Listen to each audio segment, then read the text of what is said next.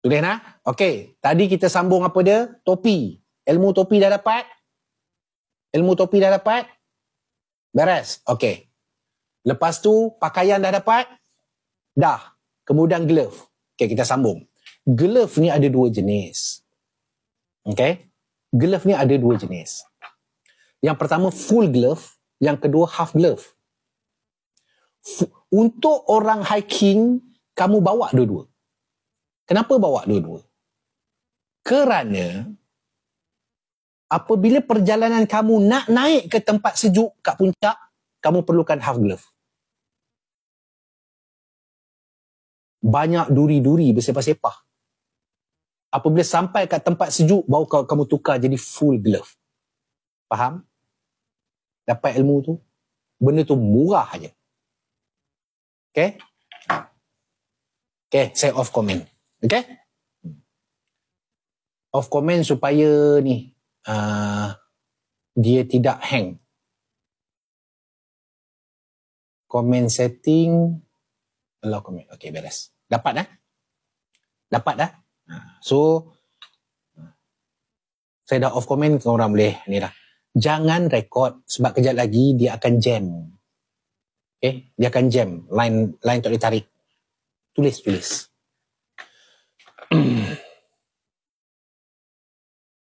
Okay.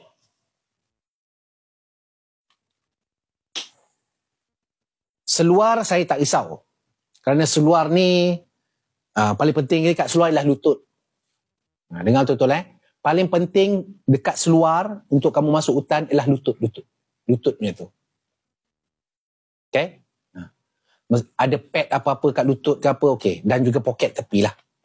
Tu kemudian. Tu tactical pen pun semua tu ramai orang dah tahu dah. Kasut. Ni masalah kasut ni.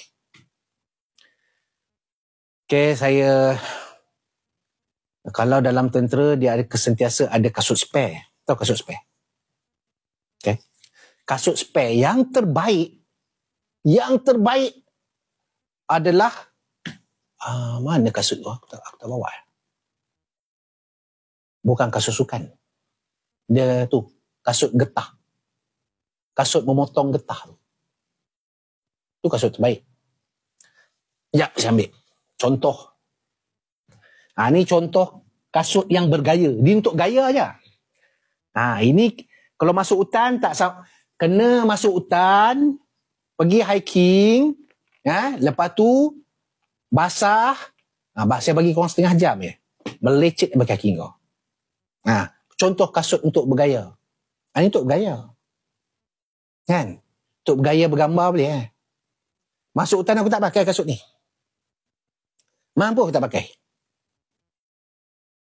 Dengan susah nak kering dia. Dahlah kamu tu bermain dekat hutan hujan khatulistiwa. Hutan hujan tropika. Hutan campur hujan. Hutan hujan. Kita ni duduk kat hutan hujan tropika. Kau pakai pula kasut macam ni, well done. Okay? Memanglah mahal, 400-500. 200-300 ke apa benda ke.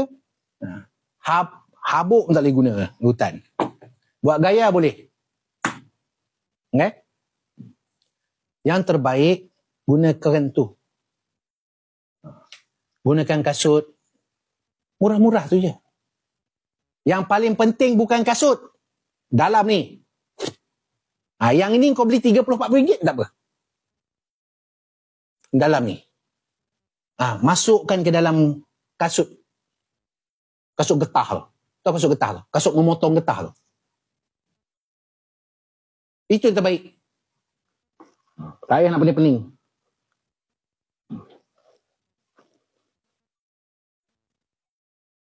Dapat?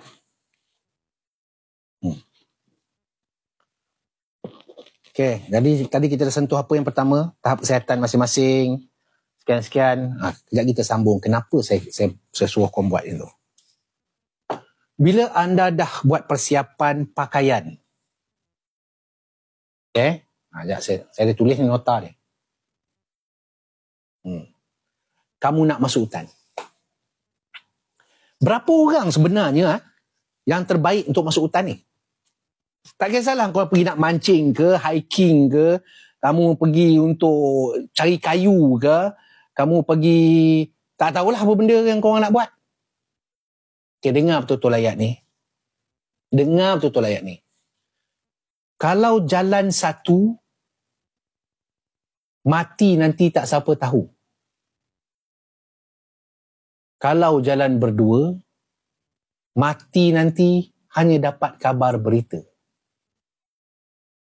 Kalau jalan bertiga, mati nanti ada yang usung kita. Kalau jalan berempat, mati nanti ada yang tolong angkat. Dapat ayat tu? Saya terangkan, ini petua orang zaman dulu. Kalau kamu pergi seorang diri, kalau kamu mati, pergi satu, jalan satu, seorang, jalan satu, kalau kau mati, tak siapa tahu. Jadi yang solo-solo hikers tu kau tak payah nak acah-acah terror dah. Kalau kau mati pun tak siapa tahu. Matilah kau. Okay? Kalau kamu pergi berdua, kalau seorang mati kat tengah-tengah hutan, kamu hanya akan dapat kabar berita je. Sebab kau dah mati, kawan tu takkan boleh pikul kau. Tak ada seorang pun boleh pikul kawan dia. Dia pergi masuk hutan berdua, 10 km jarak dia daripada orang, dia boleh pikul. Saya dah tanya F-Team, saya tanya Komando 69, saya dah tanya Resik Tentera, saya dah tanya Komando kita. Kau tak boleh nak pikul dengan barang orang sebelum ni. Dengan naik gunung tu gunung macam tu. Tak boleh. Kalau pergi berdua. Faham? Maksud dia, kalau salah seorang berlaku mati, seorang tu akan keluar hanya bawa kabar berita. Mati dah, ada kat dalam tu. Kalau jalan bertiga, kan? Kalau mati nanti, ada orang usung kita. Nampak tak? Kalau dah pergi bertiga, seorang terjadi apa-apa. Ni bahasa zaman dulu dia kata mati terus je. Jadi apa-apa, ada juga 2 orang yang boleh pegang depan, pegang belakang, usung bawa keluar. 3. Okay? Dan kalau jalan berempat, 4 orang pergi satu kumpulan. Kalau mati nanti ada orang yang tolong angkat. Maksud dia selesa sikit mengangkat itu. Seorang depan, seorang belakang, seorang tengah. Faham? Kalau bertiga tu, macam kita angkat, macam kita tembak usa dalam hutan. Ikat dia dekat tu, tergantung kan tu, mayat ke benda, ikat dekat kayu macam tu, ikat tangan sini, ikat kaki sini, kita angkat. Seorang depan, seorang belakang. Tu kau pergi bertiga. Jadi, berapa orang? Minimum 4. Untuk selesa. Minimum. Kita balik pada pelajaran pertama tadi. Apabila kita sudah kenal diri kita, aku dah kenal diri aku, kesihatan aku, kemampuan aku, perangai aku dah tahu. Yang ni pun aku dah kenal, kenal betul-betul kenal ni. Yang kawan ni, betul-betul kawan ni. Ni pun aku kenal. Ni aku kenal. Empat orang ni memang kau kenal aku kenal kau. Engkau pun tahu aku long distance ke short distance ke, kau tahu. Engkau tahu aku punya nafas macam mana, kau tahu aku pun tahu kau macam mana. 4 orang. Okay? Bila dah tahu 4 orang tu, barulah anda boleh, masing-masing dia dah kenal diri dia dan dia dah kenal kita. Barulah yang tu saya kata, kau kenal aku kenal kau, baru kita boleh bergerak. Ini belum cakap pasal peralatan kumpulan lagi. Ini baru peralatan persendirian. Diri sendiri dulu ni. Okay. Makanan.